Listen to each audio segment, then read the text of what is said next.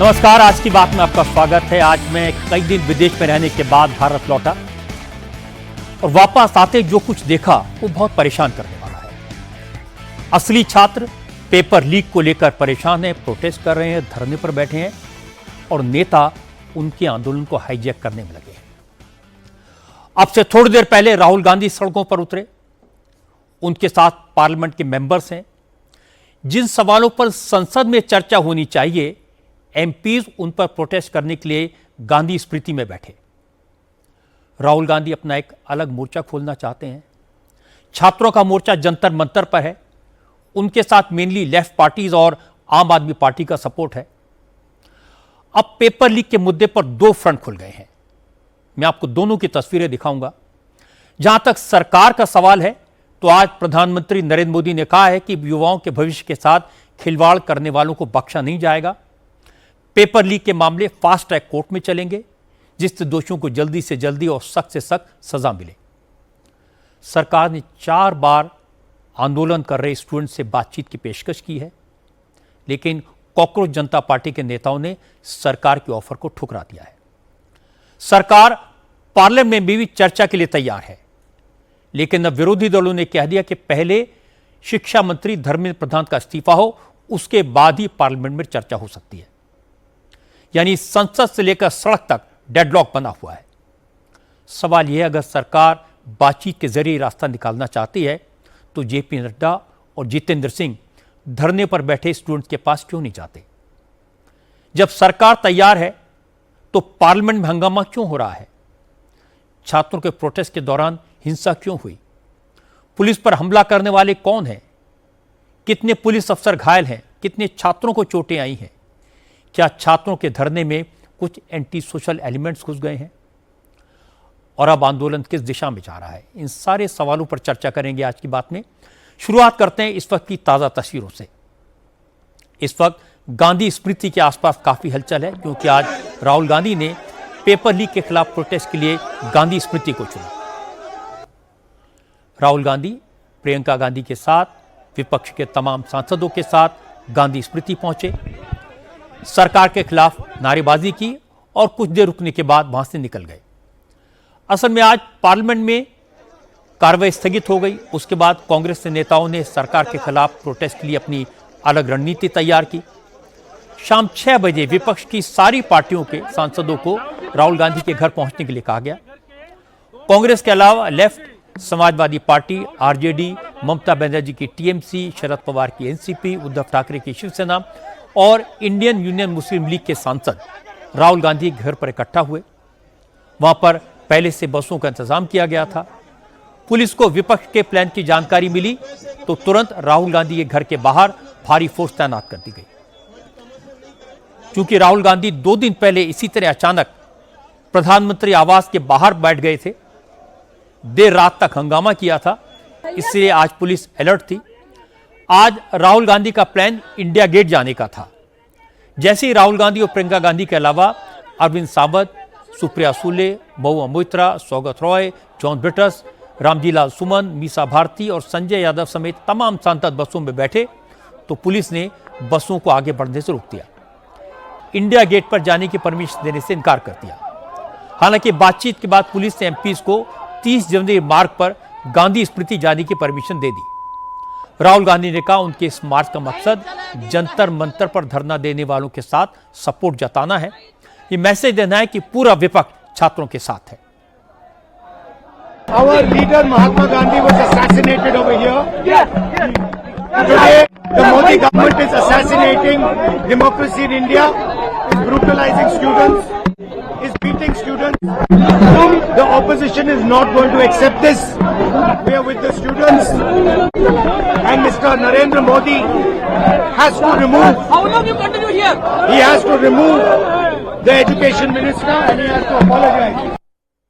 गांधी स्मृति में राहुल गांधी ने अपनी डिमांड दोहराई, कहा कि शिक्षा मंत्री को इस्तीफा देना होगा और जिन छात्रों के साथ पुलिस ने जुल्म किए, प्रधानमंत्री को उन बच्चों से माफी मांगनी होगी। प्रियंका गांधी ने सरकार पर तानाशाही का आरोप लगाया, कहा कि जो बच्चे अपना हक मांग रहे हैं उन पर मोदी सरकार लाठी चलवा रही है, यह सरासर गलत है और इसी का विरोध करने के लिए विपक्ष सड़क पर उतरा है। उनको जिस बेरहमी से पीटा जा रहा है, आंसू गैस चलाई जा रही है, वाटर गन्स चला रहे हैं और तमाम आप देख रहे हैं क्या हो रहा है। हम ये मैसेज, ये संदेश देने आए हैं सरकार को, देश को, कि हमारे देश की नींव क्या है और हमारे देश का मतलब क्या है। महात्मा गांधी जी लड़े किस लिए थे और कैसे लड़े थे? जो महात्मा गांधी जी ने किया और हमारे देश के किसानों ने किया, गरीबों ने किया, वो एक बहुत ही अनोखा रेवोल्यूशन था, बहुत ही अनोखी मूवमेंट थी, क्योंकि उसमें किसी पे हाथ नहीं उठा। आज उसी देश के बच्चों को आप इसलिए पीट रहे हैं क्योंकि वो अपना अधिकार मांग रहे हैं।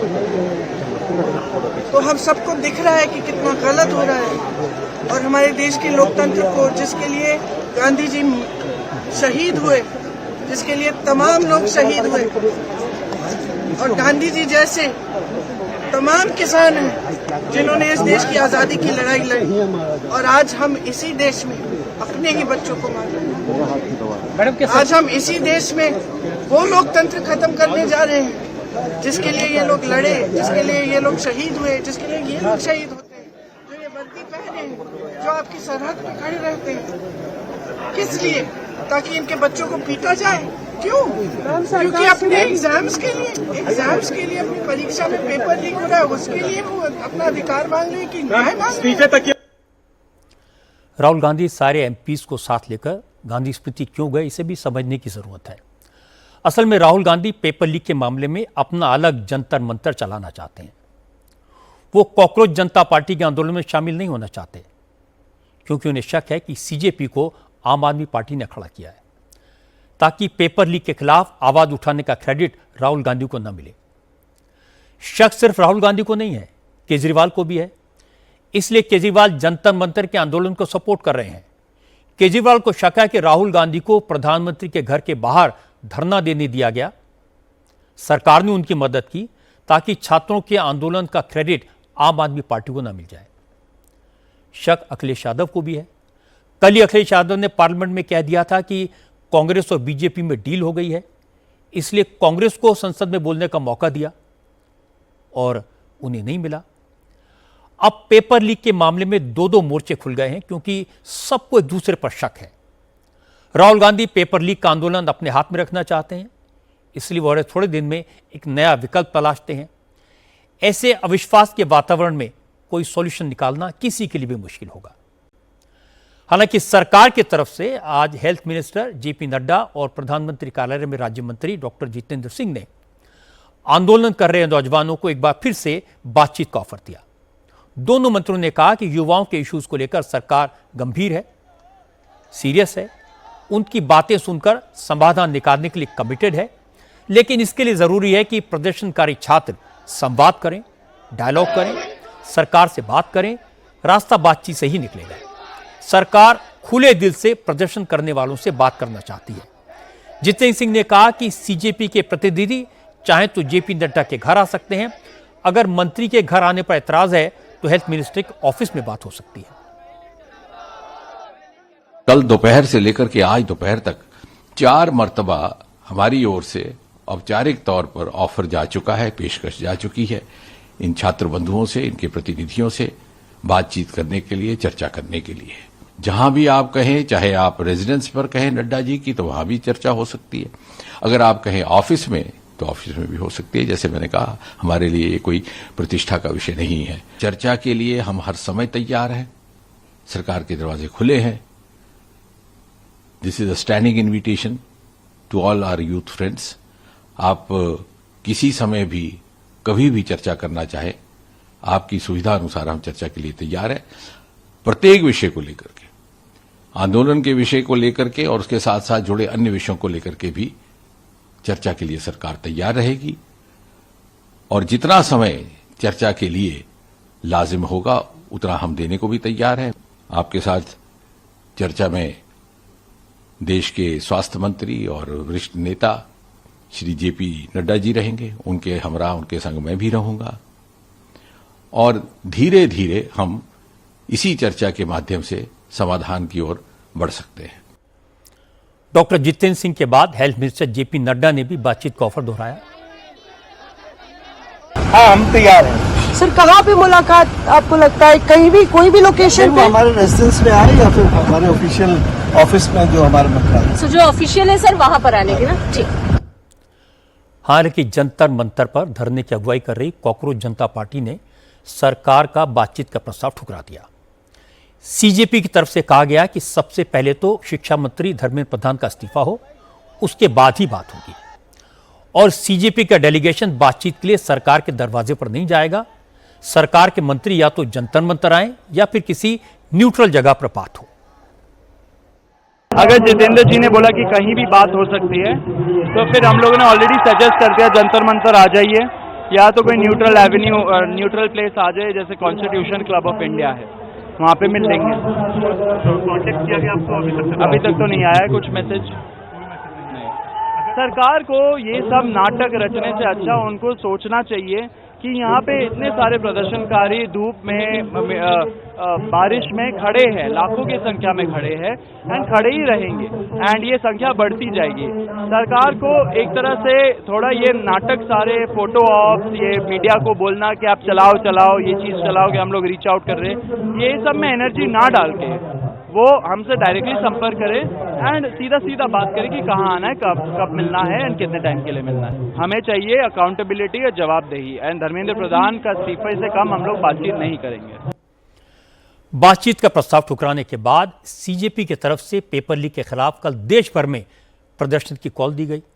सीजेपी ने सभी छात्र संगठनों से अपील की कि वो कल सभी जिला मुख्यालयों में शिक्षा में सुधार के लिए पेपर लीक के खिलाफ प्रदर्शन करें। कॉकरोच जनता पार्टी के फाउंडर अभिजीत दीपके ने कहा कि अगर सरकार ने अभी शिक्षा मंत्री का इस्तीफा नहीं लिया तो स्टूडेंट की डिमांड्स और बढ़ेंगी। मोदी जी, मेरी आपसे फिर से रिक्वेस्ट है, धर्मेंद्र प्रधान का इस्तीफा ले लीजिए, वरना बात सिर्फ धर्मेंद्र प्रधान के इस्तीफे की नहीं रहेगी, बात आपके इस्तीफे पर भी आ जाएगी और वो आएगी जैसी आपकी हरकतें आएगी, वो इतना तो मैं आप लोगों को कहता तो आएगी बात। गलती से देगा तो नहीं। स्टूडेंट की सुन लीजिए, एक इनकॉम्पिटेंट, एक फेल्ड मिनिस्टर इस देश के करोड़ों स्टूडेंट से ज्यादा इंपॉर्टेंट नहीं हो सकता। पहली बात तो है कि स्टूडेंट की प्रॉब्लम जेन्युइन है, लोगों की भावनाएं, लोगों के सेंटिमेंट छात्रों के साथ हैं। कोई नहीं चाहता पेपर लीक हो, कोई नहीं चाहता कि प्रोटेस्ट करने वाले छात्रों के साथ जोर जबरदस्ती हो। एक भी स्टूडेंट को अगर चोट पहुंचती है तो पूरे समाज की छाती पर कुठाराघात है। अच्छा तो यह होगा कि इस आंदोलन से, इस संकट से कुछ पॉजिटिव निकलकर बाहर आए। स्टूडेंट्स को यह भरोसा दिलाया जाए कि सरकार पेपर लीक को जड़ से खत्म करेगी। पेपर लीक कराने वाले पावरफुल हैं, पैसे वाले हैं, वो बेल पर छूट जाते हैं और जले पर नमक छिड़कते हैं। कानून ऐसा हो कि उनकी जमानत न हो पाए, सजा 3 से 5 साल से कहीं ज्यादा हो, पेपर लीक करने वालों के दिलो दिमाग से कानून का डर हो, सजा का खौफ हो। लेकिन यह रास्ता बातचीत से निकल सकता है, टकराव से नहीं। इसलिए दोनों पक्षों को ईगो छोड़कर बातचीत के लिए टेबल पर आना चाहिए। सीजेपी ने जंतर मंतर पर धरना जारी रखने का ऐलान किया और दूसरी तरफ नौजवानों के सपोर्ट में सोनम वांगचुक का अनशन भी जारी है। सोनम वांगचुक गुरुग्राम के मेदांता हॉस्पिटल में है। हॉस्पिटल में भी आज उन्होंने 26वें दिन अपना फास्ट जारी रखा। हालांकि कल सरकार ने उनसे अनशन खत्म करने की अपील की थी। विपक्ष के 67 सांसदों और सीजेपी ने भी सोनम वांगचुक को मनाने की कोशिश की है, लेकिन वांगचुक का कहना है कि पहले सरकार ये वादा करे कि आंदोलन में हिस्सा लेने वाले स्टूडेंट्स पर जो केस दर्ज हुए हैं वो वापस लिए जाएंगे और भविष्य में उनके खिलाफ कोई कानूनी कार्रवाई नहीं होगी। उसके बाद ही वो अनशन खत्म करेंगे। अब इस बात को लेकर डेडलॉक है। 26 दिन से सोनम वांगचुक ने खाना नहीं खाया है, इस कारण उनका वजन करीब 12 किलो तक कम हो गया है। हालांकि उनका इलाज करने वाले डॉक्टर्स का कहना है कि खाना न खाने के कारण सोनम वांगचुक कमजोर हुए हैं, बॉडी में न्यूट्रिएंट्स की कमी है, लेकिन उनके बाकी हेल्थ पैरामीटर्स ठीक है। मुझे लगता है कि सोनम वांगचुक की यह बात सही है कि शांतिपूर्वक आंदोलन करने वालों के खिलाफ कोई केस नहीं चलना चाहिए, बल्कि स्टूडेंट्स का यह इंप्रेशन दूर होना चाहिए कि पीसफुल प्रोटेस्टर्स की बात कोई नहीं सुनता। अगर सरकार पीसफुल प्रोटेस्ट करने वालों से बात करे, उनके खिलाफ कोई एक्शन न ले, तो सोनम वांगचुक को अपना अनशन तोड़ देना चाहिए, क्योंकि वांगचुक अनुभवी हैं वो सरकार और स्टूडेंट्स के बीच में ब्रिज का काम कर सकते हैं। नॉर्मली ऐसे एक एजिटेशन में जहां कोई एक लीडर नहीं होता, किसी एक मीडिएटर की जरूरत होती है, वो काम ये वांगचुक कर सकते हैं। पेपर लीक के खिलाफ आंदोलन की गंभीरता सरकार समझ रही है, इसीलिए आज प्रधानमंत्री मोदी ने एक बड़ा ऐलान किया। मोदी ने कहा कि पेपर लीक के आरोपियों पर तुरंत मुकदमा चलाकर उनको कड़ी से कड़ी सजा दिलाने के लिए देश में 4 जगह फास्ट ट्रैक कोर्ट्स बनाई जाएंगी। क्योंकि पेपर लीक के केसेस 3 राज्यों में चल रहे हैं, इसलिए महाराष्ट्र में, औरंगाबाद में और नागपुर में और जबलपुर, इन 4 जगह और पश्चिम बंगाल की राजधानी कोलकाता में फास्ट ट्रैक कोर्ट एस्टेब्लिश की जाएंगी। सरकार ने इसकी प्रोसेस शुरू कर दिया है। 3 राज्यों का हाईकोर्ट से इसके लिए जरूरी आदेश जारी करने की अपील की गई है। प्रधानमंत्री ने कहा कि युवाओं के हित उनकी सरकार के लिए हमेशा से प्रायोरिटी इशू है। वो चाहते हैं कि देश के नौजवानों का भविष्य उज्जवल हो। आज सरकार की तरफ से यह भी बताया गया कि इस साल के नीट पेपर लीक केस के 13 आरोपियों के खिलाफ सीबीआई बहुत जल्दी चार्जशीट दाखिल करेगी। फिलहाल ये सभी आरोपी जेल में हैं। इसके अलावा सरकार पेपर लीक की घटनाएं रोकने के लिए कानून में बदलाव की भी तैयारी कर रही है। मोदी सरकार ने पेपर लीक की घटनाओं पर रोक लगाने के लिए 2024 में public examination prevention of unfair means act बनाया था। इसमें यूपीएससी, एसएससी और एनटीए के एग्जाम्स के पेपर लीक करने वालों को 3 से 10 साल तक की कैद और 1 करोड़ रुपए के जुर्माने का प्रावधान था। अब कानून में बदलाव करके पेपर लीक कराने वालों को उम्र कैद की सजा का प्रोविजन करने पर विचार किया जा रहा है। जुर्माने की रकम और भी बढ़ाई जा सकती है। केंद्रीय मंत्री डॉक्टर जितेंद्र सिंह ने कहा कि मोदी सरकार छात्रों के हित में लगातार फैसले लेती रही है। पेपर लीक के मुकदमों की सुनवाई के लिए फास्ट ट्रैक का गठन इसी की कड़ी है। प्रधानमंत्री श्री नरेंद्र मोदी जी स्वयं बहुत संवेदनशील है इस विषय को लेकर के। उन्होंने जैसे सुबह भी अपने कथन में कहा कि सर्वाधिक प्राथमिकता और इंपॉर्टेंस और महत्व वो देते हैं युवाओं के हितों को, और इसी से प्रेरित होकर के उन्होंने ये निर्णय लिया कि जितने भी पेपर लीक के जिम्मेवार दोषी लोग पाए जाएंगे उनको फास्ट ट्रैक के माध्यम से फैसला होगा, ताकि जल्दी निर्णय हो और एक निर्णायक कार्रवाई भी हो।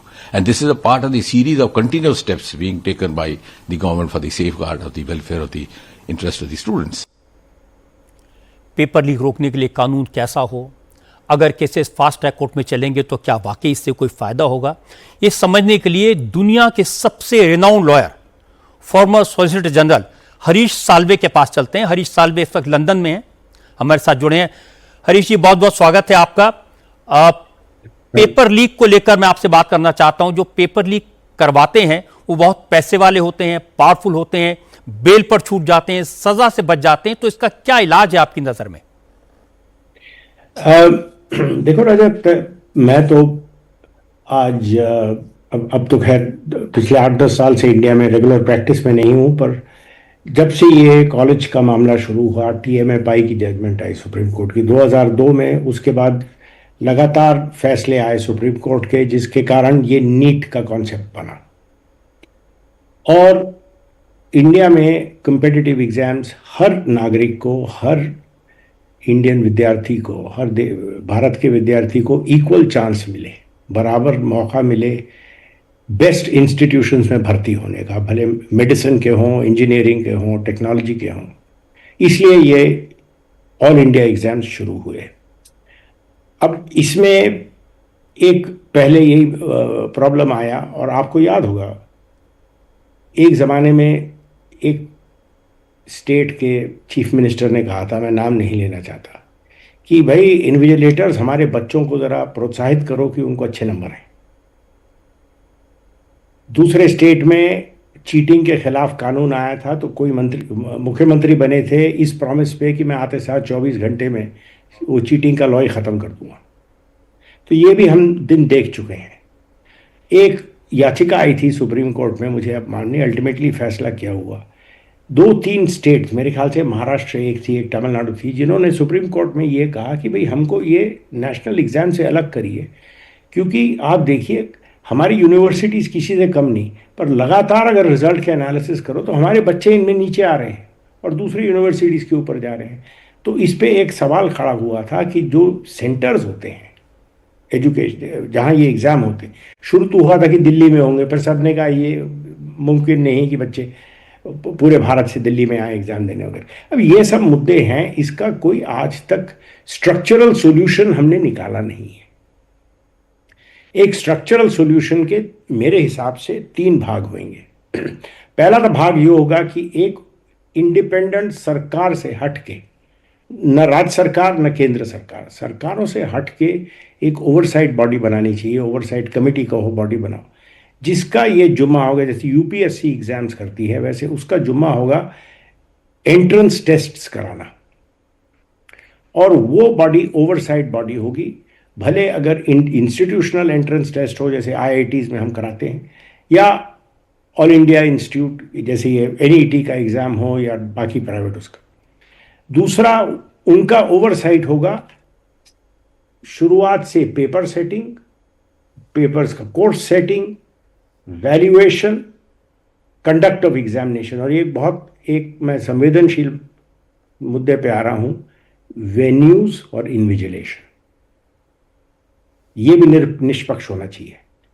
और उसके बाद पेपर वैल्यूएशन, मार्किंग, एक ओवरसाइट बॉडी होगी जो ये सब कंडक्ट करेगी कि इसमें इसकी जो प्योरिटी है, इसकी जो शुद्धता है, उसमें कोई खामी नहीं आनी चाहिए। किसी बच्चे को दिल में ये नहीं लगना चाहिए कि मैं गलत कारण से मेरा मौका चले गया। जैसे आज लोगों को, जिसमें लोगों को एंगर है कि हमारा चांस था वो चले गया। हर बार ज़रूरी नहीं कि दूसरे बार जब एग्ज़ाम दो तो उतना अच्छी तैयारी हो जितना पहली बार होगा। तो एक तो ये है। दूसरा इसका ढांचा ये होना चाहिए कि इसके स्पेसिफिक ऑफेंसेस होने चाहिए। आज हम जनरल जो क्रिमिनल लॉ है, बीएनएस है, वो लगाएंगे इन पे, चीटिंग है, ये है वो।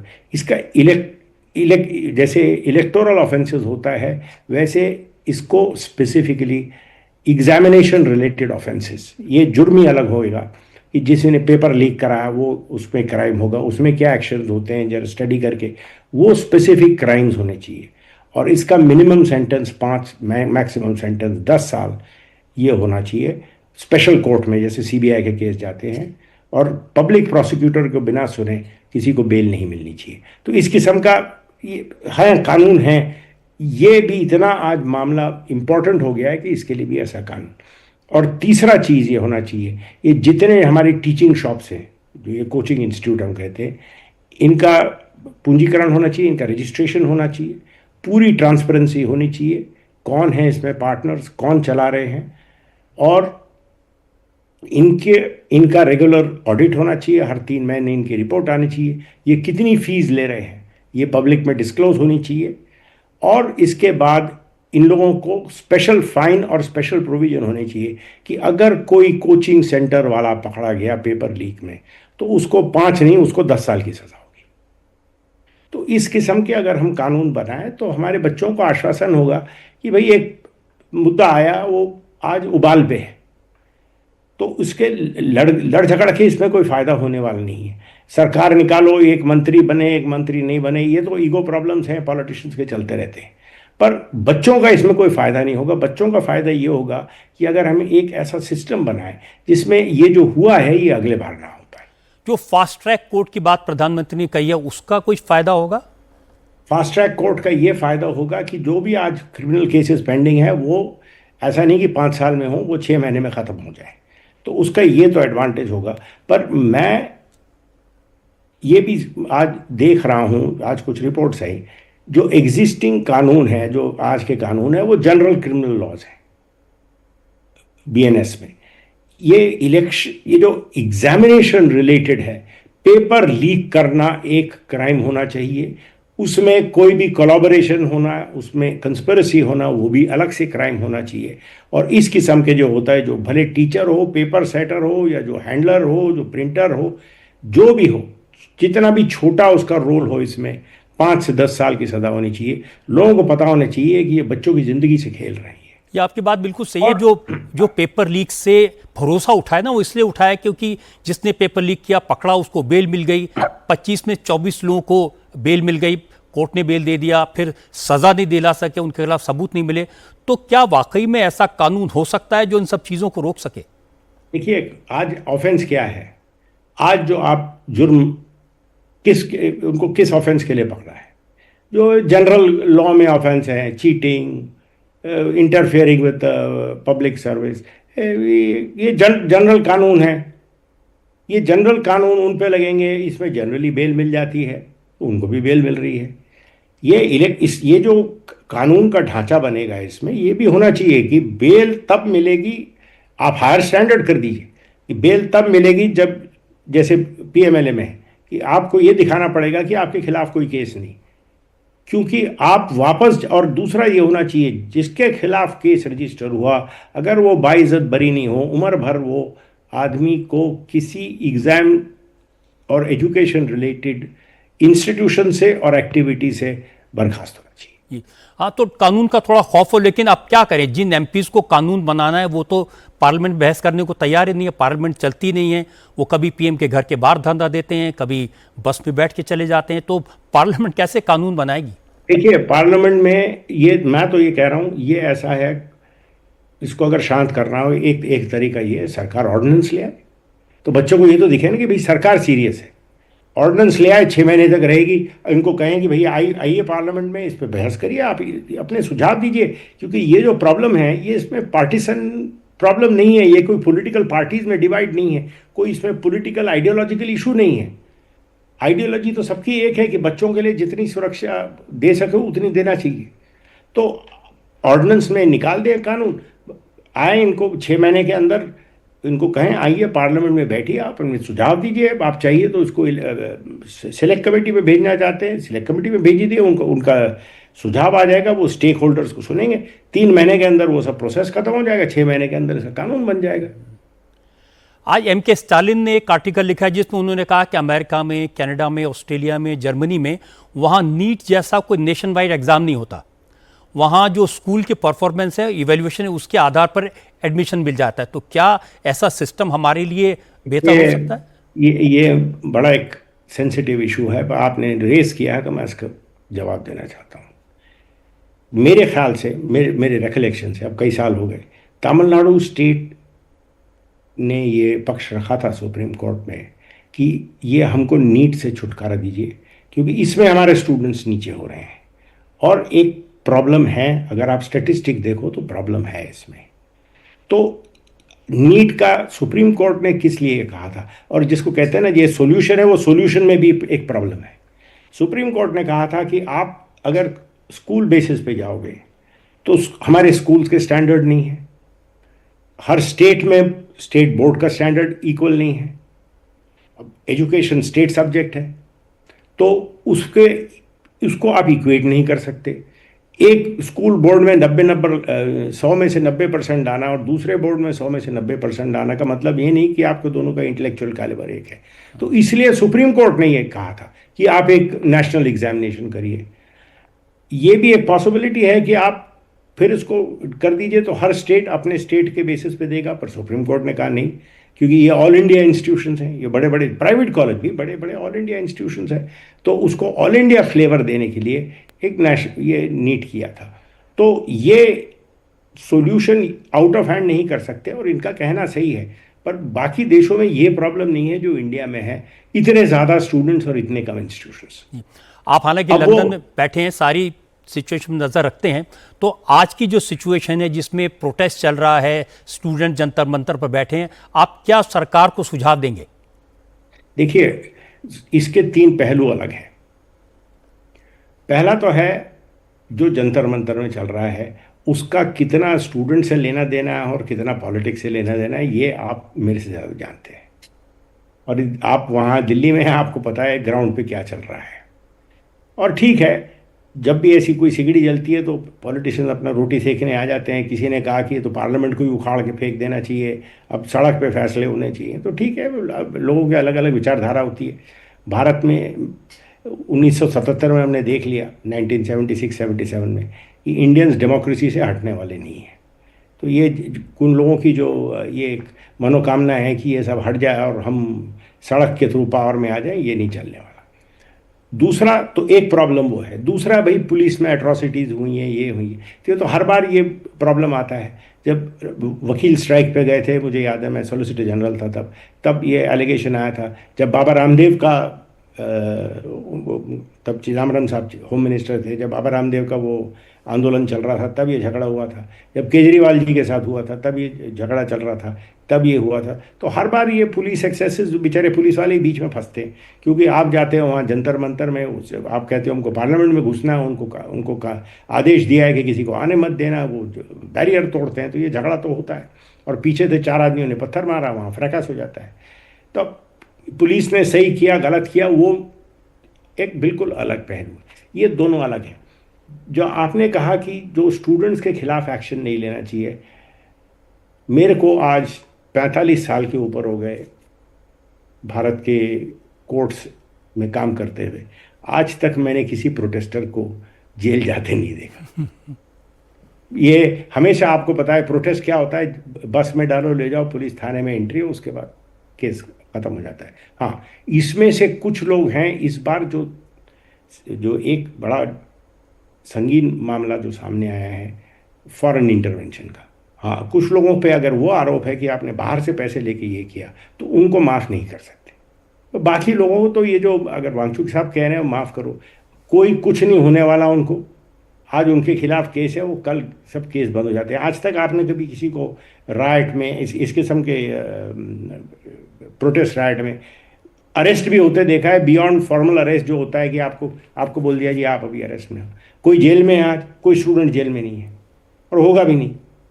तो ये एक इसका ईगो प्रॉब्लम नहीं बनाना चाहिए। अब जितना शोर मचाना था मचा लिया, अब इसका एक सोल्यूशन निकालना चाहिए। तो मेरा तो सुझाव ये है, अब पार्लियामेंट में अगर नहीं आएंगे लोग, ऑर्डिनेंस का रूट तो है, क्योंकि आज बच्चों को ये कहना कि देखो इन लोग पार्लियामेंट में नहीं आ रहे, बच्चों को क्या लग रहा है कि फिर हमारा पार्लियामेंट सिस्टम ही नहीं चलता। वो तो ये नहीं बोलेंगे ना कि भाई सरकार की गलती है कि विरोधी पार्टियों की गलती हो, तो कहेंगे हमारे यानी सिस्टम ही टूट गया है। तो आप ऑर्डिनेंस का है, ऑर्डिनेंस से ले आइए, कानून ला से, यार एक सरकार के पास सॉल्यूशंस हैं। मेरे को ये यानी फेथ है कि I know prime minister Modi, वो उनका इतना ध्यान होगा इस पे, पूरी कैबिनेट का इस पे ध्यान होगा, कुछ ना कुछ सोल्यूशन निकलेगा इसका इस तरीके से कि बच्चों को अलग से डील किया जाएगा। पॉलिटिक्स तो वो संभाल लेंगे, पॉलिटिक्स संभालना मुश्किल नहीं है। बच्चों का दिल नहीं टूटना चाहिए, बच्चों का भरोसा नहीं टूटना चाहिए। जो लोग जंतर मंतर पर हैं उनमें बहुत सारे वाकई में जेन्युइन स्टूडेंट्स भी हैं, बच्चे हैं, और वो काफ़ी नाराज़ हैं, धूप में पानी में प्रोटेस्ट कर रहे हैं। उनको आपकी क्या सलाह है? तो उनको देखिए, सरकार अगर कुछ करती है, कोई ठोस कदम उठाती है, कोई ऑर्डिनेंस लाती है, और उनको थोड़ा एजुकेट भी करना पड़ेगा कि भाई ऐसा नहीं, कुछ नहीं हुआ है। अब आज दिक्कत यह है, आप आज कानून लाके किसी को पनिशमेंट नहीं दे सकते। अगर आज वो कानून आएगा 10 साल सजा का, तो अगली बार लगेगा वो, क्योंकि रेट्रोस्पेक्टिव क्रिमिनल लॉ नहीं हो सकता। अब जो भी है सिचुएशन आज ये है, इसकी एक थॉरो इंक्वायरी ऑर्डर कर दीजिए। आप कहते हैं किसी की इंक्वायरी कमीशन बिठानी है, इंक्वायरी कमीशन बिठा दीजिए कि भाई ये क्यों हुआ ये। तो इसमें, और जो भी इसमें रिस्पॉन्सिबल पाया जाएगा उन पे जो भी कानून दंड देता है वो उस पर एक्शन होना चाहिए। इसका ईगो प्रॉब्लम नहीं बनाना चाहिए। तो बच्चों को ये समझाया है कि ये जो हुआ है इसकी अगर आप चाहो तो पूरी जांच करवा लो, इसकी आप चाहो तो पूरी इसकी एक थॉरो इंक्वायरी करा लो, और आगे बढ़ के ये ना हो उसके लिए हम ऐसा कानून लाने को राजी हैं। कानून का ये ड्राफ्ट ऑर्डिनेंस है, ये ड्राफ्ट तरीका है। सरकार को कम्युनिकेशन में कोई यानी कमी नहीं है, ये सरकार की कम्युनिकेशन स्किल्स बहुत ज़बरदस्त है। वो बच्चों से जाके कम्युनिकेट करें और कहो भाई शांत हो जाओ, आपको यहाँ बैठ के कुछ यानी जो आपको चाहिए थे हम आपको सब देने को तैयार हैं। तो क्योंकि बच्चों से तो कोई झगड़ा ही नहीं है। जहाँ तक पॉलिटिक्स रहा, वो पॉलिटिक्स को तो सरकार संभाल लेगी, क्योंकि वो उनका रोज का काम है। हरीश साल्वे, आपकी बहुत रिस्पेक्ट है और मैं समझता हूँ कि आपने जो कहा वो बात सरकार भी ध्यान से सुनेगी और जो स्टूडेंट्स प्रोटेस्ट करें वो भी ध्यान से सुनेंगे। आपका बहुत बहुत शुक्रिया। हरीश साल्वे की बात सही है कि पेपर लीक मामले में किसी मंत्री को हटाने से कुछ नहीं होगा, जरूरी है कि सिस्टम को बदला जाए। एग्जाम का सिस्टम ऐसा होना चाहिए जिससे किसी बच्चे के मन में कोई शक ना हो। हरीश साल्वे ने अच्छा सुझाव दिया, एक ऐसी बॉडी बने जो इंडिपेंडेंट हो, ऑटोनोमस हो, और यही बॉडी पूरे देश के एग्जाम कराए। दूसरी बात उन्होंने कही कि पेपर लीक के खिलाफ एक अलग कानून बने, क्योंकि मौजूदा कानून में आरोपियों के बचने की पूरी संभावना है, सजा कम है, आसानी से बेल मिल जाती है। नए कानून में ये सारी कमियां दूर हों। बेल का प्रोविजन खत्म हो, उम्र कैद की सजा हो। उम्मीद है सरकार इन सारी बातों पर विचार करेगी। लेकिन फिलहाल सरकार का फोकस सिस्टम पर, छात्रों का भरोसा कायम करने पर है और होना भी चाहिए। सरकार बात करने की कोशिश कर रही है, बातचीत के जरिए रास्ता निकालना चाहती है। दूसरी तरफ विपक्ष इस मौके का इस्तेमाल सरकार को घेरने में कर रहा है। पार्लियामेंट में आज लगातार चौथे दिन हंगामा हुआ। पहले दिन विरोधी दलों के नेताओं ने पेपर लीक के मुद्दे पर चर्चा की मांग की। सरकार इसके लिए तैयार हो गई तो 3 नई शर्तें रखी गई। राहुल गांधी ने कहा कि शिक्षा मंत्री धर्मेंद्र प्रधान का इस्तीफा हो, पुलिस एक्शन के लिए सरकार छात्रों से माफी मांगे और प्रदर्शनकारी छात्रों की पिटाई करने वाले पुलिस वालों के खिलाफ एक्शन लिया जाए। इसके बाद ही पेपर लीक पर चर्चा होगी। इन मांगों को लेकर पूरे विपक्ष में आज भी पार्लियामेंट परिसर में प्रदर्शन किया, पोस्टर बैनर लेकर नारेबाजी की। क्योंकि पिछले 4 दिन से रोज इसी तरह का प्रोटेस्ट हो रहा है, इसलिए आज सत्ता पक्ष की तरफ से जवाब दिया गया। जब विपक्ष के सांसद नारेबाजी कर रहे थे तो एनडीए के एमपीज भी इकट्ठे हो गए। सत्ता पक्ष और विपक्ष के सांसदों ने आमने सामने खड़े होकर एक दूसरे के खिलाफ नारे लगाए। फेस ऑफ की सिचुएशन बन गई। इससे प्रियंका गांधी काफी गुस्से में दिखाई दी। उन्होंने कहा कि प्रधानमंत्री ट्वीट करके खामोश हो गए, अपने सांसदों को प्रोटेस्ट के लिए भेज दिया, लेकिन मोदी खुद पार्लियामेंट में नहीं आए। इससे पता लगता है कि सरकार इस मुद्दे पर कितनी गंभीर है। हर बार उनसे पूछिए, उनके मंत्री निकल रहे हैं ना, प्रधानमंत्री जी आए ही नहीं है सदन में। इतनी बड़ी, मतलब इतना बड़ा आंदोलन चल रहा है, पूरा देश का यूथ बाहर है, प्रधानमंत्री जी सदन में नहीं आए हैं और आप मेरे से पूछ रहे हो कि सदन क्यों नहीं चल रहे हैं? मुझसे पूछो कि क्या हो रहा है, स्टूडेंट्स के लिए क्या किया जा रहा है, स्टूडेंट्स के डिमांडों का क्या हो रहा है, ये पूछो ना। ये सारे सवाल पूछो। और ये जो मंत्री आ रहे हैं जा रहे हैं, इनसे पूछो इस्तीफा कब देंगे। आपने पूछा है? मैं जानना चाहती हूँ, आपने पूछा धर्मेंद्र जी से कि वो इस्तीफा कब देंगे? नहीं, आप बता दो, पूछा है कि नहीं? नहीं पूछा ना। आपने अमित शाह जी से पूछा कि उन्होंने लाठियां क्यों चलवाई? आपने अमित शाह जी से पूछा कि इतने छोटे छोटे बच्चे अस्पताल में क्यों हैं? कि जब बाहर प्रदर्शन कर रहे हैं उनके माता पिता उनको फोन भी नहीं कर सकते क्योंकि आपने इंटरनेट काटा है, एनएसए लगा है। किस लिए? ये आतंकवादी हैं। पूछा है आपने? तो जब आप पूछेंगे ना इनसे, तब मैं आपके सवालों की जवाब दूं। अखिलेश यादव ने भी कहा कि अब बात जांच, फास्ट ट्रैक कोर्ट और सजा के वादों से आगे निकल गई है। जब संसद में चर्चा होगी तभी होगी जब धर्मेंद्र प्रधान का इस्तीफा होगा। छात्रों की बात सुने और छात्रों के साथ जो अपमान हुआ, जो व्यवहार हुआ, जो उनके हाथ टूटे, सर फोड़ा गया, आंसू गैस गोले चले, करंट लगाया गया, अपमानित किया गया, क्या चाहते हैं? मंत्री जी इस्तीफा दें। और फिर आप और हम सब लोग ये जानते हैं कि उन्होंने दोबारा परीक्षा कराई, वो स्वीकार कर रहे हैं कि पेपर लीक हुआ था, तो इस्तीफा तो देना ही चाहिए सरकार। लेकिन स्वीकार हो जाए, इस्तीफा दे दें, उसके बाद हम लोग चर्चा शुरू करेंगे। अरविंद केजरीवाल आजकल सबसे ज्यादा एक्टिव हैं। उनकी पार्टी के कार्यकर्ता लगातार जंतर मंतर पर पहुंच रहे हैं। केजरीवाल हिरासत में ले गए प्रदर्शनकारियों को छुड़ाने के लिए पुलिस स्टेशन के चक्कर काट रहे हैं। इसीलिए आज जैसे ही प्रधानमंत्री मोदी का ट्वीट आया तो केजरीवाल ने इसे सरकारी चाल करार दिया। उन्होंने कहा कि नौजवान फास्ट ट्रैक कोर्ट की नहीं, धर्मेंद्र प्रधान को हटाने की मांग कर रहे हैं। क्या मोदी अपने एक मंत्री को हटा नहीं सकते?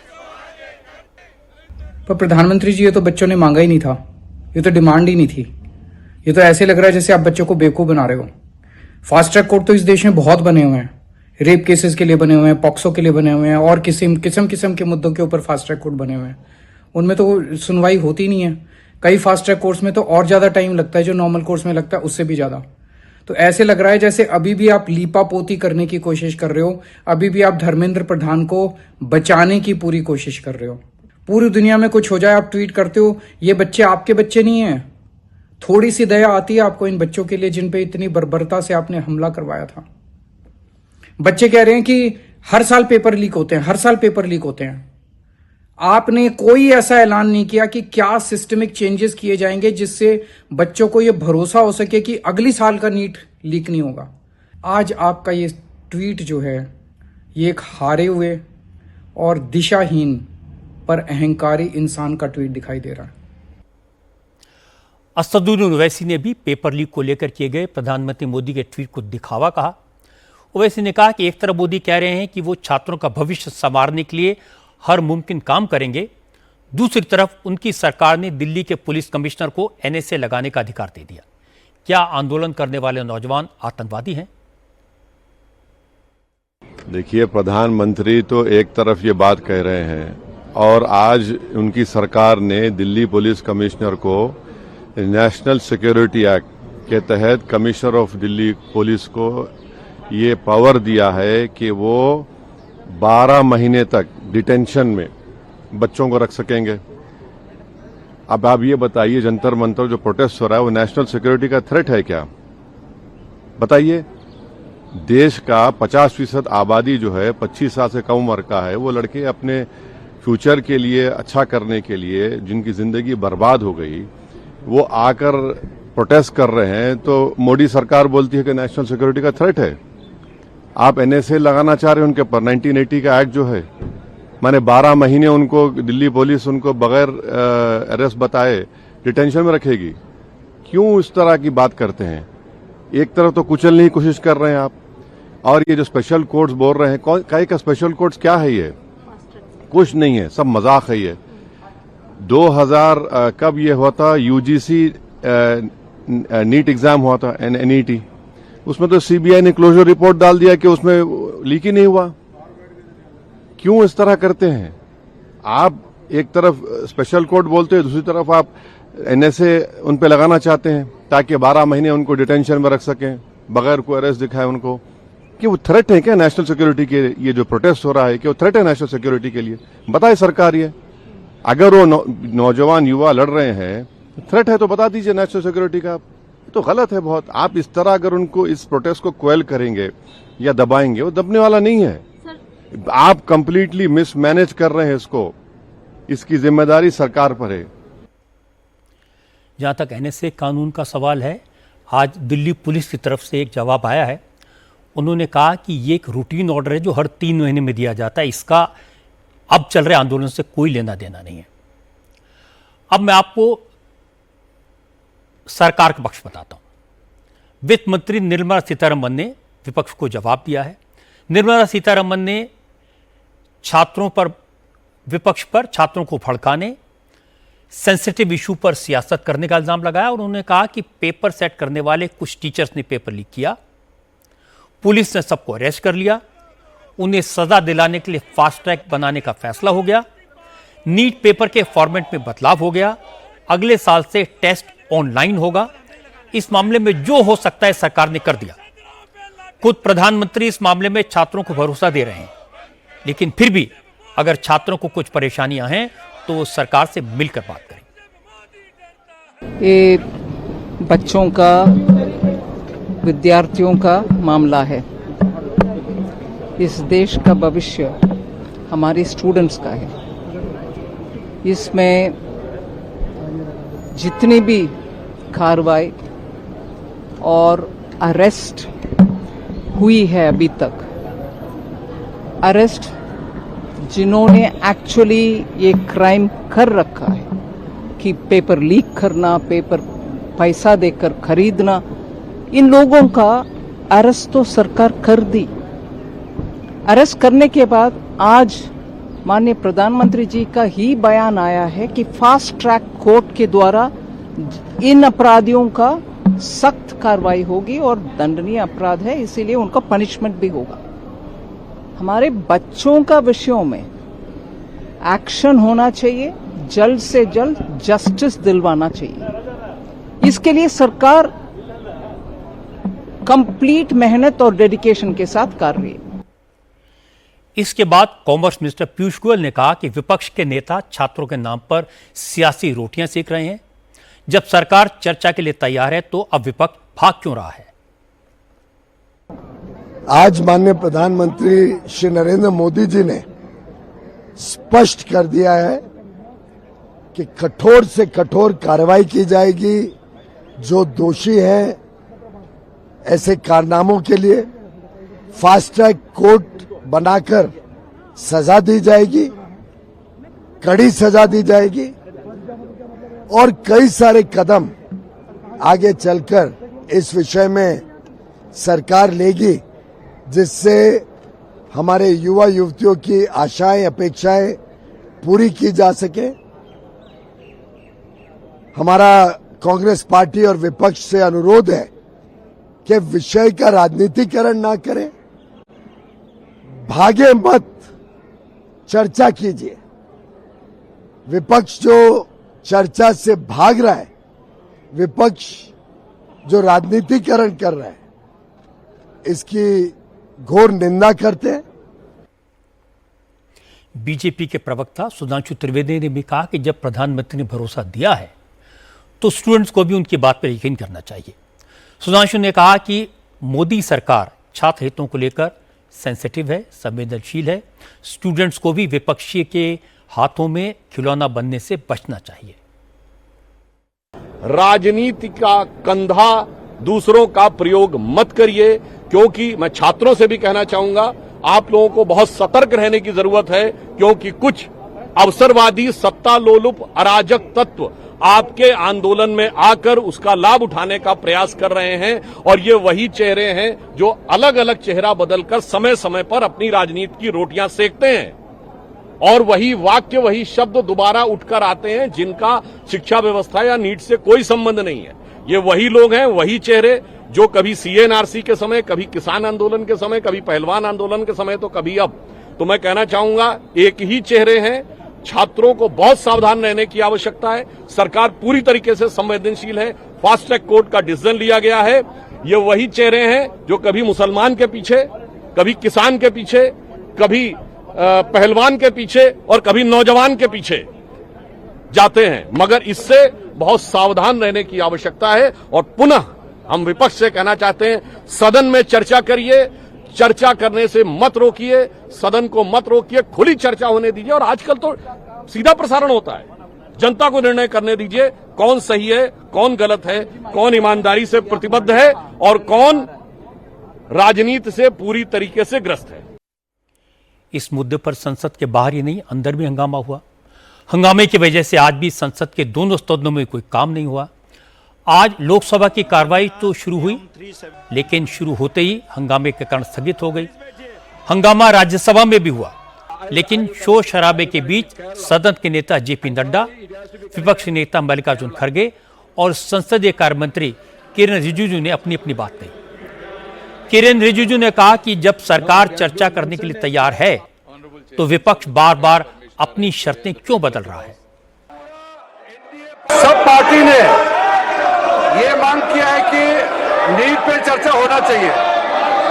आज भी पूरा एनडीए पार्टी की ओर से भी फिर से मांग किया है कि नीट पे चर्चा होना चाहिए।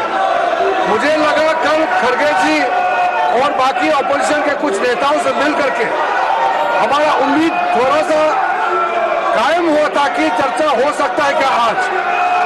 तो कांग्रेस पार्टी ने कंडीशन लगाया, हमने ये अनुरोध किया कि चर्चा किस प्रकार से कितना लंबा चलेगा ये हम आपस में मिलकर तय करें, लेकिन कंडीशन मत लगाइए। कंडीशन लगाने से आपका जो इंटेंशन है वो ठीक नहीं है, क्योंकि आप चर्चा को रोकना चाहते हैं। अब चर्चा का बात करके फिर कंडीशन लगा के फिर चर्चा को आप बाधित कर रहे हैं। हमने फिर से अनुरोध कर रहे हैं कि नीट एग्जाम को लेकर के कोई राजनीतिकरण नहीं करते हुए बहुत अच्छी तरह से दोनों सदन में चर्चा होना चाहिए। रिजिजू बोल रहे थे, इसी दौरान मल्लिकार्जुन खड़गे खड़े हो गए। उन्होंने कहा विपक्ष भी चर्चा के लिए तैयार है।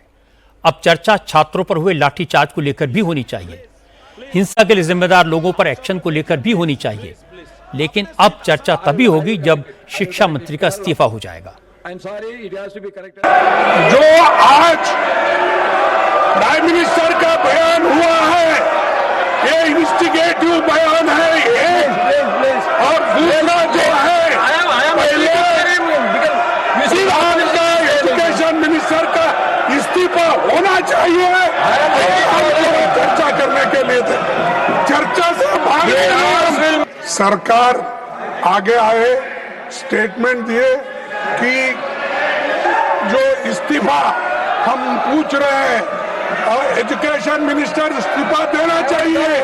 और लाखों हजारों लोग आज रास्ते पे गिरे हुए, लाठीचार्ज आ गई है और बहुत से हॉस्पिटल्स में हैं और उनके माँ बाप परेशान हैं। इसीलिए मैं आपसे विनती करता हूँ उनका रिजिग्नेशन पहला लीजिए, डिस्कशन शुरू कीजिए।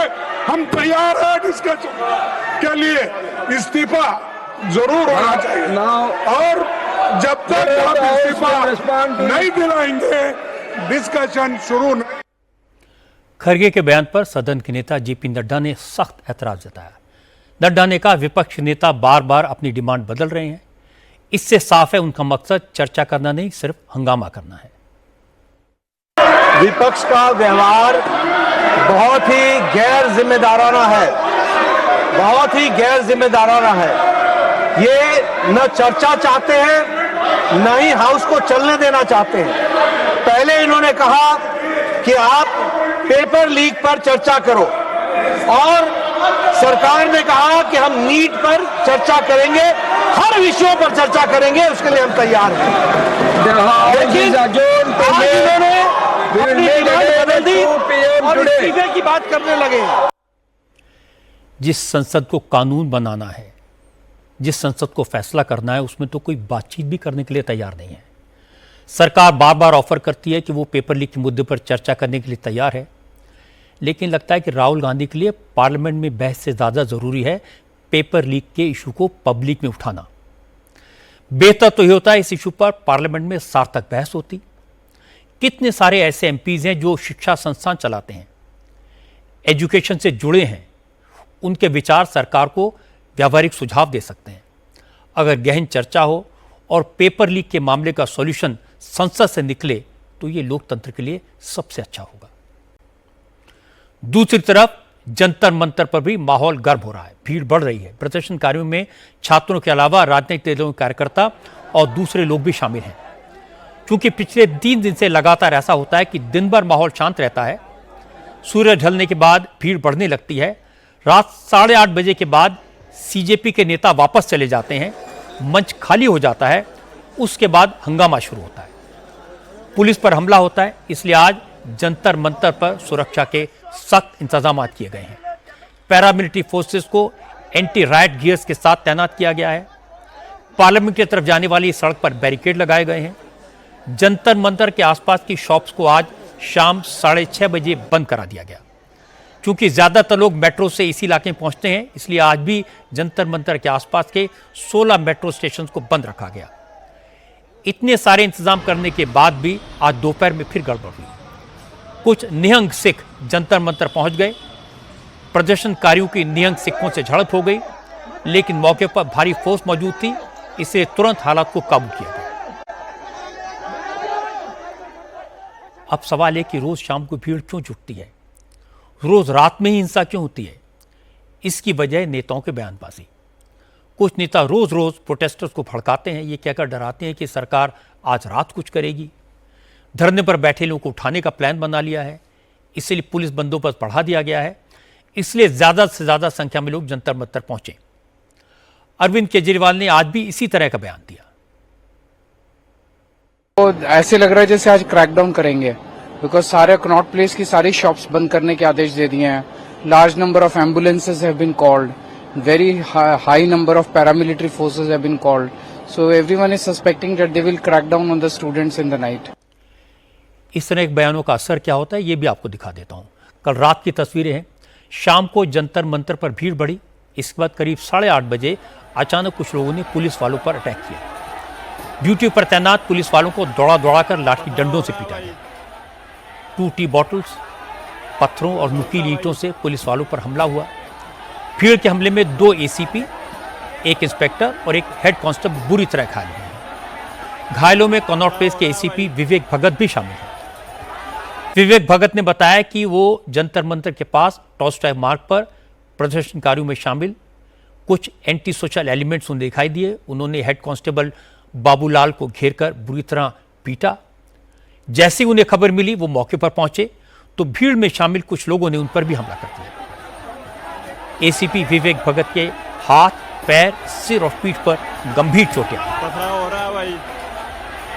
कल हमारी जोन 1 में जो main Jantar Mantar protest site है। दिन से ही ड्यूटी थी, हम आहिस्ता आहिस्ता बढ़ रहे थे। हमने देखा कि जो हमारे आगे 4-5 दिल्ली पुलिस के जवान थे, उन पे पानी की बोतलों के द्वारा उनके ऊपर हमला किया गया, उनको घेर लिया गया। हम जैसे ही पास पहुंचे तो वो जैसे तैसे करके अपनी जान बचाई उन्होंने और आगे बढ़ गए।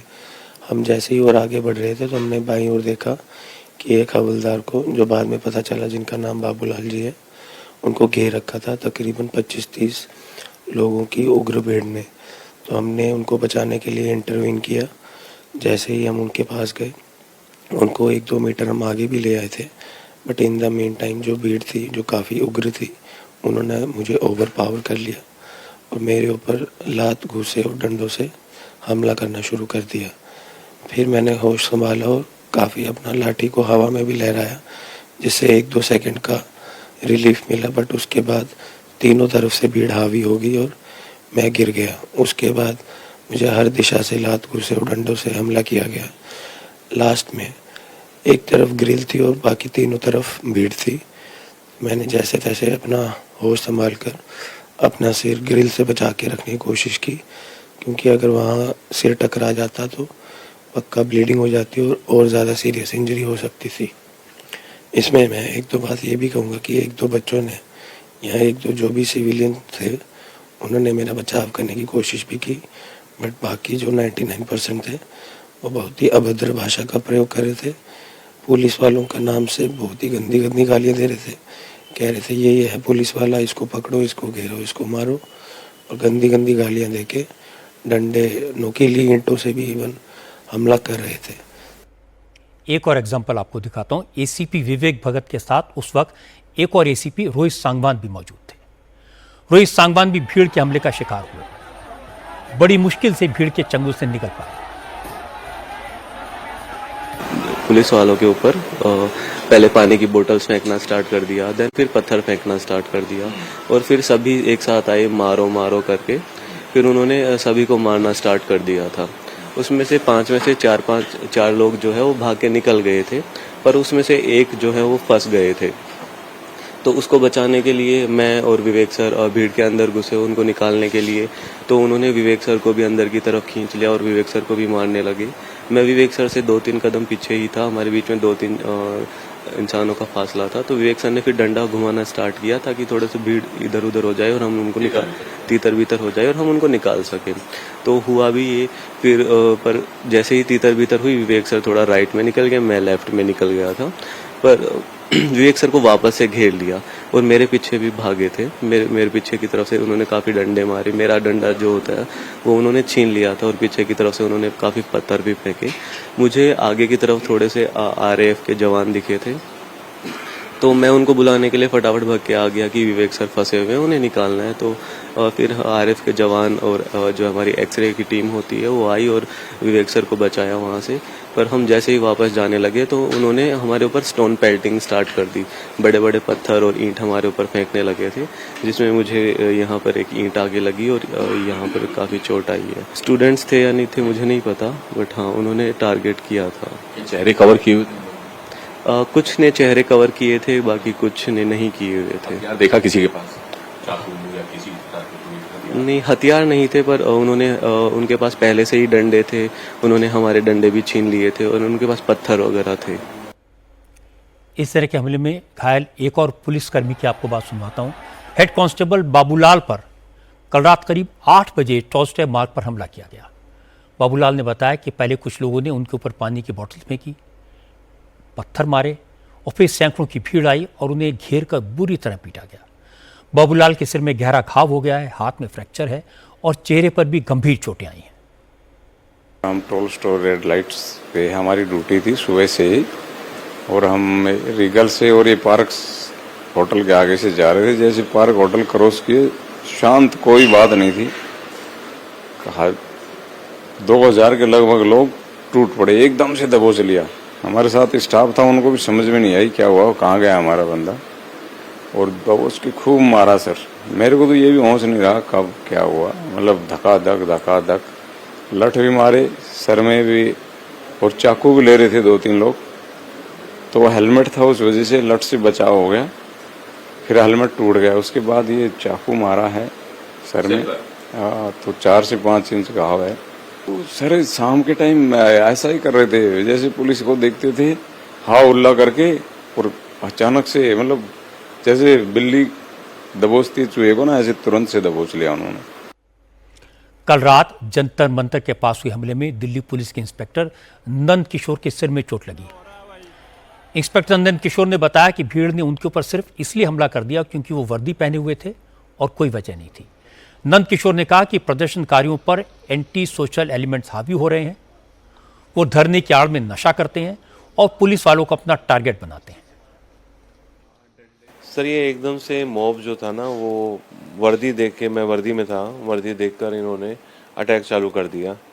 कोई बात नहीं कर रहे हैं सर वहाँ पर कुछ भी, और स्लोगन्स वो गा रहे थे पुलिस के खिलाफ, दिल्ली पुलिस मुर्दाबाद, इस टाइप से, और मोदी गवर्नमेंट के खिलाफ।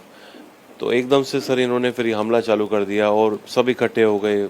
जैसे मॉब जो है सर वो सारा स्लोगन्स जो था उसको सुन के और ज़्यादा मॉब इकट्ठा हो गया और फिर और पार कर लिया सर मुझे। मैं उनको बोला कि मेरी ड्यूटी है, अभी मुझे जाने दो, मैं यहाँ पर मैं तो सिर्फ निकल रहा हूँ यहाँ से ना। तो वो कोई सुनने को राजी नहीं है सर। मुझे लग रहा है नशे में भी हैं, नशेड़ी भी टाइप के लोग थे वो, और उनके पास हथियार थे, धारदार हथियार थे। वो सिर्फ वहाँ पर सर वारदात करने के लिए ही इकट्ठे हैं, वो एंटी सोशल एलिमेंट से सारे। हालांकि ऐसा नहीं कि प्रोटेस्ट में सिर्फ पुलिस वालों पर हमले हुए, प्रोटेस्टर्स को भी पीटा गया, लाठीचार्ज भी हुआ, बहुत से छात्रों को भी चोटें आई, पुलिस पर भी स्टूडेंट्स के साथ बर्बरता के इल्जाम लगे। प्रोटेस्ट के दौरान एक लड़की बुरी तरह घायल हुई थी, वो अभी आरएमएल हॉस्पिटल में है। इस लड़की को वेंटिलेटर पर रखा गया था, लेकिन अब उसकी हालत में सुधार हो रहा है। डॉक्टर्स ने बताया कि वेंटिलेटर हटा लिया गया है, लड़की होश में है, बातचीत कर रही है, लेकिन उसे अभी आईसीयू में रखा गया। इसके अलावा एक छात्र को चेहरे पर चोट लगी, उसकी आंख का ऑपरेशन किया गया है। आरोप है कि 20 जुलाई को संसद मार्च के दौरान प्रदर्शनकारियों को रोकने के लिए पुलिस और पैरामिलिट्री फोर्सेज ने एक्सेसिव फोर्स का इस्तेमाल किया। पुलिस एक्शन में 80 से ज्यादा प्रदर्शनकारी घायल हुए। छात्रों का आरोप है कि पुलिस पैलेट गन का इस्तेमाल कर रही है। पुलिस वालों पर लड़कियों से बदसलूकी करने और उनके कपड़े फाड़ने के भी आरोप लगे। इस तरह की खबरों से प्रदर्शनकारियों की नाराजगी बढ़ती है। आप 20 तारीख को भी आई थी, आपको पहले भी आई थी। लाठी चलती हुए देखी आपने? देखा तो था, लेकिन वो कांग्रेस का ऑफिस था जहाँ पे हम लोग बच गए थे। टीयर गैस वगैरह तो एक्सपीरियंस हुआ। टीयर गैस चला था? वो चला था, लड़कियों को मारा था सामने में। आपके सामने लड़कियों को मारा? मेरे घर के सामने उसको भी लगा था चेस्ट एरिया पे। अब गलत बात है, देखो पुलिस वालों ने मारा, वो उनको ऑर्डर था ऊपर से, वो क्या कर सकते हैं, उनकी नौकरी का सवाल था, पर नहीं मारनी चाहिए था ऐसे डंडे, क्योंकि काफ़ी लोगों के सर फटे हैं, काफ़ी लोग घायल हुए हैं, हॉस्पिटल में एडमिट है काफ़ी लोग, तो ये चीज़ गलत थी। और बाकी जो भी उनके ऑर्डर पे लाठी चार्ज करके, अगली बार लाठी चार्ज नहीं होना चाहिए, और टीयर गैस अगर भी फेंकी वो सब नहीं होना चाहिए। जितना हो सके शांति से स्टूडेंट्स को वो करो, उन्हें समझाओ, अगर वो नहीं समझ रहे हैं तो फिर वही है जो वो चाहते हैं वो कर दो। गुंडागर्दी है, तानाशाही है, आज गुंडाई राज चल रहा है। जहाँ पर लोगों को हक देना चाहिए था, जहाँ पर लोगों की सुनवाई होनी चाहिए थी, वहाँ पर लोगों को पीटा जा रहा है, मारा जा रहा है, डंडे बरसाए जा रहे हैं। ये हालात है यहाँ पर। जो वादे किए थे, वादे कुछ और थे, लेकिन कर कुछ और रहे थे। अरे एक मंत्री को हटाना था, एक मंत्री को हटाना, दूसरे मंत्री को वो पद देना था, नहीं सुन रहे हैं, अपने ईगो पे अड़े हुए हैं, और लोगों बच्चों को, पढ़े लिखे नौजवानों को, पढ़े लिखे बच्चों को पिटाई कर रहे हैं। जो देश का भविष्य है, जो देश का मुस्तकबिल है, उनको पिटाई कर रहे हैं। ये बात सही है, जो छात्र शांतिपूर्ण तरीके से अपनी बात कह रहे हैं उन पर तो डंडे नहीं बरसने चाहिए, लेकिन जो लोग पुलिस पर चाकू से वार कर रहे हैं, पत्थर चला रहे हैं, वो तो स्टूडेंट नहीं है। ये वो लोग हैं जो छात्रों के आंदोलन की आड़ में हिंसा भड़काना चाहते हैं, और साफ दिखाई दे रहा है उनकी कोशिश है पुलिस वालों को घेर कर मारा जाए, ताकि पुलिस प्रवोक हो जाए, लाठी चलाए, गोली चलाए, पब्लिक के 2-4 लोगों को गहरी चोट लगे और पूरी सरकार इस चक्रव्यूह में फंस जाए। छात्र जीवन में पुलिस की मार मैंने भी खाई है। मैं जानता हूं किसी भी आंदोलन में अराजकता फैलाने वाले कैसे घुसते हैं। हालांकि आज का ज़माना अलग है। आज हर किसी के हाथ में मोबाइल फ़ोन है, हर एंगल से वीडियो बनता है। दंगा करने वाले पकड़े ना जाएं, ट्रेस ना हो पाए, इसके लिए वो मास्क लगाते हैं। वो नॉर्मल मैसेजिंग प्लेटफॉर्म के बजाय बिट चैट जैसे टूल्स का इस्तेमाल करते हैं। इंटरनेट बाईपास करके डिवाइस टू डिवाइस कांटेक्ट होता है। इसमें न सिम होता है, न मोबाइल नंबर और न ही ईमेल एड्रेस। इसलिए पुलिस के लिए ऐसे फोन की मैपिंग करना संभव नहीं होता। पुलिस पर हमला करने वाले पूरे आंदोलन को बदनाम कर रहे हैं। इसलिए ऐसे तत्वों से बहुत सावधान रहने की जरूरत है। उनके खिलाफ अगर पुलिस एक्शन ले तो किसी को उन्हें डिफेंड करने की जरूरत नहीं है। अब दिल्ली के अलावा देश के दूसरे इलाकों में भी हंगामा हुआ है। आज रांची, पटना, दरभंगा, कटिहार और जहानाबाद जैसे कई शहरों में छात्र सड़कों पर उतरे। ये तस्वीर जो मैं आपको दिखा रहा हूं कटिहार की है। हजारों छात्र आज पेपर लीक के खिलाफ प्रोटेस्ट करने कटिहार के कलेक्ट्रेट भवन के पास इकट्ठा हुए। क्योंकि प्रोटेस्ट की जानकारी प्रशासन को पहले से थी, इसलिए पुलिस की तैनाती थी। जब तक ये लोग शांति से प्रोटेस्ट कर रहे थे सब ठीक ठाक था, लेकिन जैसे ही प्रोटेस्टर्स ने कलेक्ट्रेट के मेन गेट को तोड़कर अंदर घुसने की कोशिश की तो पुलिस ने लाठीचार्ज कर दिया। छात्रों की तरफ से भी पुलिस पर ईंट और पत्थर बरसाए गए। हालात को काबू करने के लिए आसपास के थानों से एक्स्ट्रा फोर्स बुलानी पड़ी, तब जाकर हालात काबू में आए। हंगामा और हिंसा जहानाबाद में भी हुआ। पेपर लीक के खिलाफ प्रोटेस्ट करे छात्र नारेबाजी करते हुए डीएम के आवास की तरफ बढ़ने लगे। पुलिस ने उन्हें रोकने की कोशिश की, जिसके बाद माहौल तनावपूर्ण हो गया। इसी दौरान प्रदर्शनकारियों की ओर से पुलिस पर ईंट पत्थर फेंके गए। कंट्रोल करने के लिए पुलिस ने लाठीचार्ज किया, हवाई फायरिंग की। इसके बाद मौके पर कुछ देर के लिए अफरा तफरी मच गई और लोग इधर उधर भागने लगे। प्रदर्शनकारी डीएम आवास से हटे तो अरवल मोड़ पर सड़क जाम कर दी, जिससे शहर के मुख्य रास्तों में ट्रैफिक प्रभावित हुआ। बड़ी मुश्किल से प्रदर्शनकारियों को हटाया गया। पटना में आज लगातार दूसरे दिन छात्रों ने प्रोटेस्ट किया। हालांकि कल की तुलना में आज छात्रों की संख्या कम थी, इसलिए कोई गड़बड़ी नहीं हुई। पटना कॉलेज के 60-70 स्टूडेंट्स यूनिवर्सिटी कैंपस के आसपास ही पेपर लीक और धर्मेंद्र प्रधान के खिलाफ प्रदर्शन कर रहे थे। लेकिन कल की घटना से सबक लेते हुए आज पुलिस तैयार थी, इसलिए सिचुएशन आउट ऑफ कंट्रोल नहीं हुई। लेकिन कल पटना में जो हिंसा हुई उसकी जांच पुलिस ने शुरू कर दी है। पटना के कोतवाली, गांधी मैदान, शास्त्री नगर और सचिवालय थाने में कुल 25 केस दर्ज किए गए हैं। अब तक 50 प्रदर्शनकारियों को गिरफ्तार किया गया है। पुलिस पर हमला करने वाले 60 प्रदर्शनकारियों की तस्वीरें आज प्रशासन ने जारी की और आम लोगों से इनके बारे में जानकारी देने की अपील की। पेपर लीक को लेकर महाराष्ट्र में भी सियासत हो रही है। वंचित बहुजन अघाड़ी ने आज महाराष्ट्र बंद की कॉल दी। कई शहरों में वीबीए कार्यकर्ताओं ने प्रदर्शन किया, सरकार के खिलाफ नारे लगाए, धर्मेंद्र प्रधान के इस्तीफे की मांग की।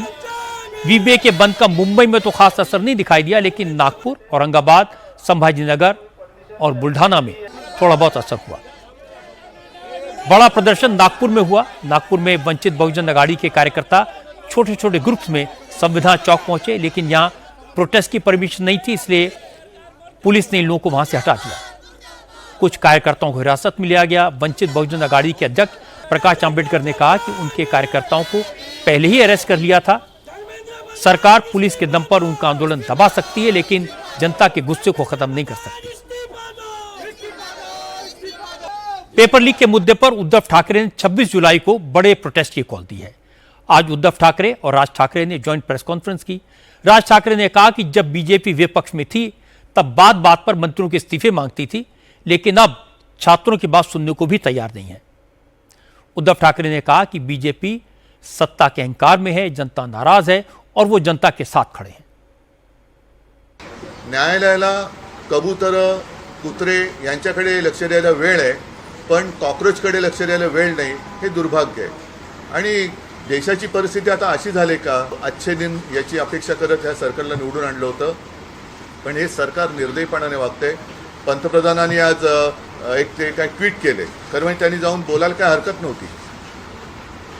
म्हणजे याच्यामध्ये कमीपणा बाळगण्याचं काही कारण नाही आहे। आपली मुलं आहेत, आपली जनता आहे, यांच्याबरोबर चर्चा करायला कमीपणा वाटण्याची गरज नाही आहे। गुंड म्हणजे सिव्हिल ड्रेसमधले लोक, यांच्यात पोलिसांच्या लाठ्या यांच्या हातात कशा आलेल्या आहेत, म्हणजे त्यांच्या तिकडे नावाची पट्टी पण नाही आहे, काही कपडे त्यांचे पोलिसांचे नाही आहेत। म्हणजे हे गुंड, आता माझं मग असं म्हणणं आहे कि हे आंदोलन मोडायला पाकिस्तानवरून गुंड भाजपने आणलेत का? उद्धव ठाकरे के बयान का हिंदी मतलब आपको समझा देता हूं।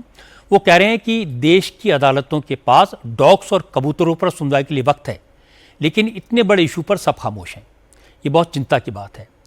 उन्होंने कहा कि प्रधानमंत्री ट्वीट करते हैं लेकिन छात्रों के पास जाकर बात नहीं करते। स्टूडेंट इसी देश के नागरिक हैं, मोदी उनकी बात सुनते तो बात इतनी आगे नहीं बढ़ती। उद्धव ने कहा कि बात सुनने की जगह सरकार आंदोलन को दबाने की कोशिश कर रही है, पुलिस गुंडागर्दी कर रही है, सिविल ड्रेस में मौजूद लोग लाठियां लेकर आ रहे हैं। लेकिन चीफ मिनिस्टर देवेंद्र फडणवीस ने कहा कि कांग्रेस शासन में कितने पेपर लीक हुए ये सबको पता है। उद्धव जब महाराष्ट्र के मुख्यमंत्री थे तब टीटी में जो घोटाले हुए वो अभी छिपे नहीं हैं।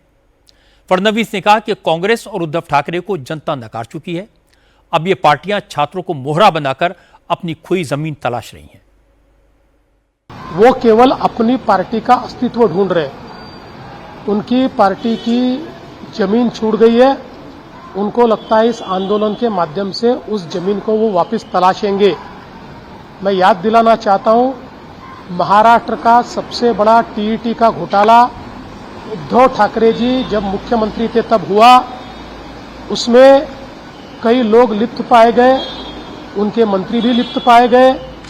इतना ही नहीं तो उनके काल में हमने ये भी देखा कि पीछे से रिजल्ट में मार्क्स बढ़ाकर रिजल्ट चेंज करके और लोगों को पास किया गया। अब किस मुंह से वे यहां पर इस बात के लिए बात कर रहे हैं, ये केवल राजनीतिक जुमला है। नेता जो भी बयानबाजी कर रहे हैं उन्हें छात्र अच्छी तरह समझते हैं। मैं छात्रों का दर्द समझता हूं। मैंने भी छात्र आंदोलनों में हिस्सा लिया है, पुलिस की मार खाई है, जेल भी जाना पड़ा।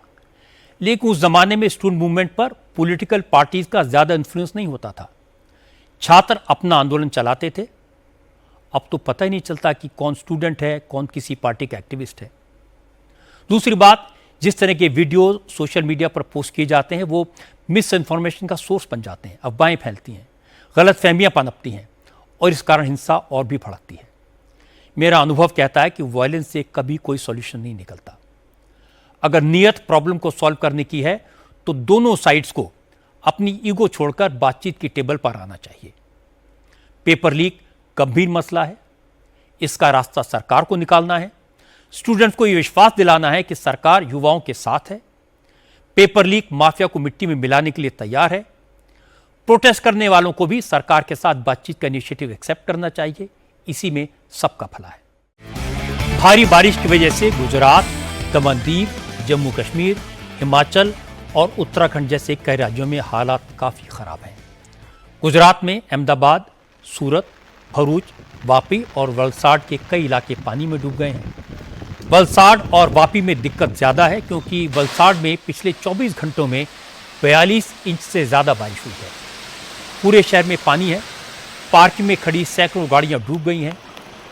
चिंतन सोसाइटी, गणेश नगर सोसाइटी, उमरगांव तहसील समेत कई इलाकों में बाढ़ जैसी सिचुएशन है। शहर में कई जगह पानी का बहाव इतना तेज था कि लोगों की गाड़ियां और घर के सामान बह गए। लोगों का बाहर निकलना मुश्किल हो गया। बारिश के कारण नदियां भी उफान पर हैं, कई ब्रिज टूट गए हैं और इसके कारण मुंबई अहमदाबाद में नेशनल हाईवे पर लंबा जाम लगा हुआ है। लोग कई कई घंटे से फंसे हुए हैं। साउथ गुजरात में भी भारी बारिश की वजह से 1 दर्जन से ज्यादा ट्रेन को कैंसिल कर दिया गया है। कई ट्रेन का रूट बदलना पड़ा। हमारे संवाददाता निर्णय कपूर ने बताया कि बारिश के कारण अहमदाबाद का हालत काफी खराब है। अहमदाबाद में पिछले 12 घंटों में 10 इंच से ज्यादा बारिश हुई है। शहर के कई इलाकों में 4-4 फीट पानी भर गया है। गुजरात में बाढ़ के हालात पर प्रधानमंत्री मोदी ने चिंता जाहिर की। मोदी ने गुजरात के मुख्यमंत्री भूपेंद्र पटेल से फोन पर बात की और केंद्र सरकार की तरफ से हर मुमकिन मदद का भरोसा दिलाया। गुरुवार को अहमदाबाद में सुबह 6 बजे से लगातार हो रही बारिश ने पूरे शहर को पानी पानी कर दिया है। और आपको बता दें कि बोपल वार्ड का जो एरिया है, बोपल शेला के आसपास का जो एरिया है, यहाँ पे दोपहर 3 बजे तक करीब 9 से 10 इंच के बीच में बरसात हुई है। और आप देखिए उसकी वजह से इस इलाके की क्या हालत है। पूरा का पूरा जो इलाका है ये तालाब में परिवर्तित हो चुका है और सारा का सारा जो लाइफ है यहाँ स्टैंड स्टिल हो गया है। सारी जो दुकानें हैं वो भी बंद हो गई हैं और लोग जो है वो अपने अपने घरों में स्टक हो गए हैं। यहाँ पे आप देख सकते हैं कि जो लोग हैं, आप यहाँ आके बात कर सकते हैं। क्या परिस्थिति है यहाँ लोगों की? ये हमारी 4 व्हील थी, वो 2 किलोमीटर आगे पार्क कर इधर आए। बाहर से आ रहे थे? जी जी बाहर से आ रहे। जी यहीं पे रहते हैं, इसी सोसाइटी में। ये आकाश रेसिडेंसी इसी सोसाइटी में रहते हैं। पिछले 2 घंटे से खड़ा था कि भाई थोड़ा पानी कम हो तो जाए। आप देखिए ये स्कूल बस जो है बच्चों को लेके जा रही है और आप देखिए इस स्कूल बस की हालत कितनी मुश्किल से ये बच्चों को लेके जा रही है। स्कूल जो है वो हालांकि अब जो है कलेक्टर ने आदेश दिए हैं कि कल सारे स्कूल अहमदाबाद में बंद रहेंगे, लेकिन आज आप देखिए यहाँ इस बारिश की वजह से स्कूल बसेस भी देखिए यहाँ इस इलाके में जो है स्टकअप हो गई है। ये स्कूल बस वाला जो है लकी है कि बच्चों को ये लेके जा पा रहा है। बारिश की वजह से दमन में भी सिचुएशन बिगड़ी हुई है। कुंभारबाद, एयरपोर्ट रोड और खारीबाद जैसे कई इलाकों में पानी भर गया है। पाटली इलाका पूरी तरह डूब चुका है। केवड़ी फलिया में भी कई फीट पानी भरा है। कुछ इलाकों में लोग 24 घंटे से घरों में फंसे हुए हैं। अब इन लोगों को एसडीआरएफ की मदद से रेस्क्यू किया जा रहा है। एक ताज़ा खबर आपको बता दूं, सोनम वांगचुक ने जंतर मंतर पर पुलिस पर हो रहे हमलों, आंदोलन के दौरान हिंसा पर चिंता जाहिर की है। सोनम वांगचुक ने सोशल मीडिया पर एक पोस्ट लिखा है। इसमें उन्होंने लिखा कि शांति और सिर्फ शांति ही उनका रास्ता है। उन्हें जानकर बहुत दुख हुआ कि जंतर मंतर पर छात्रों के आंदोलन में कुछ असामाजिक तत्व हिंसा भड़काने की कोशिश कर रहे हैं। वांगचुक ने छात्रों से अपील की है कि कुछ भी हो, हमारा प्रदर्शन शांतिपूर्ण रहना चाहिए। मिडिल ईस्ट की जंग का एक अपडेट आपको दे दूं। ये जंग अभी खतरनाक मोड़ पर पहुंच गई है। रेड सी में यमन के हूती विद्रोहियों ने सऊदी अरब के 2 ऑयल टैंकर्स को निशाना बनाया। हूती विद्रोहियों ने सऊदी अरब के ऑयल टैंकर्स पर क्रूज मिसाइल और ड्रोन से हमले किए, जिसके बाद दोनों जहाजों में भीषण आग लग गई। हूती विद्रोहियों ने रेड सी में जंग का नया मोर्चा खोल दिया है। उधर ईरान पर अमेरिका के हमले जारी हैं। अमेरिकी फोर्सेज ने ईरान के नेवल बेस, मिसाइल्स और ड्रोन गोडाउन को उड़ा दिया। कोस्टल सर्विलांस पोस्ट और एयर डिफेंस सिस्टम को बर्बाद कर दिया। जवाब में ईरान ने जॉर्डन और कुवैत में अमेरिकी सैनिक ठिकानों पर ड्रोन और मिसाइल से हमले किए हैं। ईरान ने कुवैत में गोला बारूद और logistic depot, patriot defence system और MQ-9 ड्रोन डिपो को निशाना बनाया। इसके अलावा ईरान ने जॉर्डन में अमेरिकी एयर डिफेंस सिस्टम को तबाह करने का दावा किया है। ईरान ने धमकी दी है कि अगर उसे तेल बेचने से रोका गया तो वो पूरी दुनिया की ऑयल सप्लाई ठप कर देगा। लेकिन प्रेसिडेंट ट्रंप ने कहा कि उन्हें ईरान की धमकियों की कोई परवाह नहीं है। अगर ईरान ने घुटने न टेके, बातचीत के लिए टेबल पर नहीं आया, तो वो ईरान को पूरी तरह तबाह कर देंगे। With this skirmish we have with the Islamic Republic of Iran, and I call it that because let me tell you, they're getting hit so hard and they want to make a deal. But I say they're not ready to make a deal. Because every time they make a deal, they want to change it and everything. They're not ready. They'll be ready very soon. Trump कह रहे थे कि अमेरिकी हमलों में Iran को काफ़ी नुकसान हो रहा है, फिर भी वो समझौता नहीं करना चाहते। लेकिन अब अमेरिका समझौता करने के लिए तैयार नहीं है, क्योंकि ईरान बार बार समझौते से मुकर जाता है। उन्हें यकीन है कि जल्दी ही ईरान की अकल ठिकाने आ जाएगी। ईरान और अमेरिका की जंग का असर पूरी दुनिया पर हो रहा है। अंतर्राष्ट्रीय बाजार में क्रूड ऑयल की कीमत $100 के पार पहुंच गई है, जो बहुत चिंता की बात है। आखिर में एक नजर कल की बड़ी खबरों पर। पेपर लीक और धर्मेंद्र प्रधान के इस्तीफे की मांग को लेकर कॉकरोच जनता पार्टी का कल देश भर के हर जिले में प्रदर्शन का ऐलान है। एनडीए के राज्यसभा सांसदों को सुबह 11 बजे से कार्रवाई खत्म होने तक सदन में रुकने के निर्देश दिए गए हैं।